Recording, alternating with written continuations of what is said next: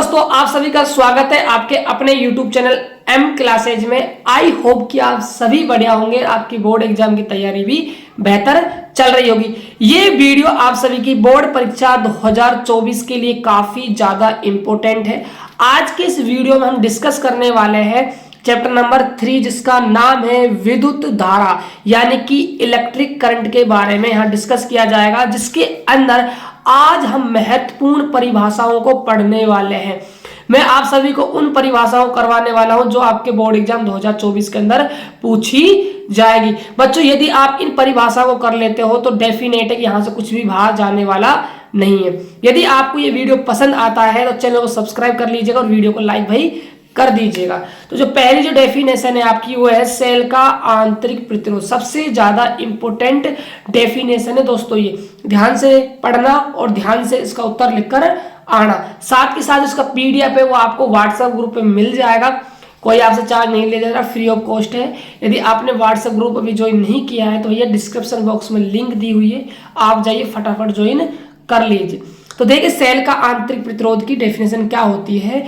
धारा प्रवाह के दौरान सेल के अंदर जब इलेक्ट्रॉन एक इलेक्ट्रोड से दूसरे इलेक्ट्रोड की ओर गति करता है तो इलेक्ट्रॉन के मार्ग में विद्युत अपघट्य आयन द्वारा डाली गई रुकावट सेल का आंतरिक प्रतिरोध कहलाती है, यानी कहते हैं।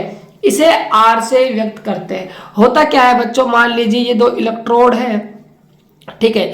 यदि जब यहाँ पर विद्युत अपघट्य आपने भरा हुआ है, मान लीजिए NaCl भरा हुआ है तो प्लस और माइनस के आयन हैं। जब इसको हम बैटरी से कनेक्ट करते हैं तो इलेक्ट्रॉन क्या है, अंदर विद्युत अपघट्य आयनों से क्या है, टकराता हुआ पहुंचता है। तो ये टक्कर जो यहाँ पर हुई, जिसमें रुकावट जो पैदा हुई मार्ग में इलेक्ट्रॉन के में, वो कहलाता है सेल का आंतरिक प्रतिरोध। अगला देखिए, अगली जो डेफिनेशन है वो है किरचॉफ का प्रथम नियम। या तो बच्चों आपसे किरचॉफ का प्रथम नियम पूछेगा, या आपसे संधि बिंदु का नियम पूछेगा, या फिर आपसे केसीएल का नियम भी पूछा जा सकता है। याद रखिए, तीनों एक ही बात है, वो कंफ्यूज करने के लिए आपको देगा। देखिए नियम क्या कहता है, किरचॉफ के प्रथम नियम अनुसार किसी संधि बिंदु पर मिलने वाली समस्त धाराओं का बीजगणित योग शून्य होता है। मान लीजिए यहाँ पर कोई जंक्शन पॉइंट है, संधि बिंदु, इस पर बहुत सारी धाराएं आ भी रही है और जा भी रही है। यदि आप इन सभी धाराओं को जोड़ देते हो तो इनका जो योगफल है आपको हमेशा 0 प्राप्त होगा। ये किरचॉफ का आपका प्रथम नियम था। अगली जो परिभाषा है वो है अपवहन वेग। तो अपवहन वेग की परिभाषा ध्यान से पढ़कर जाना। या तो इस पर डेरिवेशन आएगा, डेरिवेशन नहीं आएगा तो इस पर डेफिनेशन तो 100% आएगी भाई।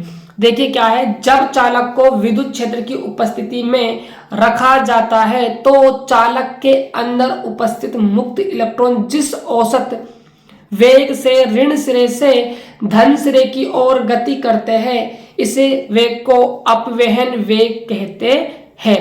इसे बीडी से व्यक्त करते हैं। फॉर्मूला है वीडी बराबर माइनस का ई टोर अपॉन में ए। जो स्मॉल ई होता है वो इलेक्ट्रॉन का आवेश होता है, जो कैपिटल ई होता है ये विद्युत क्षेत्र की तीव्रता होती है, टोर आपका बलागुण होता है और एम आपका इलेक्ट्रॉन का द्रव्यमान होता है। ये फॉर्मूला कहाँ से आया बच्चों, मैंने इसको सिद्ध करवा रखा है, आप जा सकते हो चैनल पर वीडियो देख सकते हो।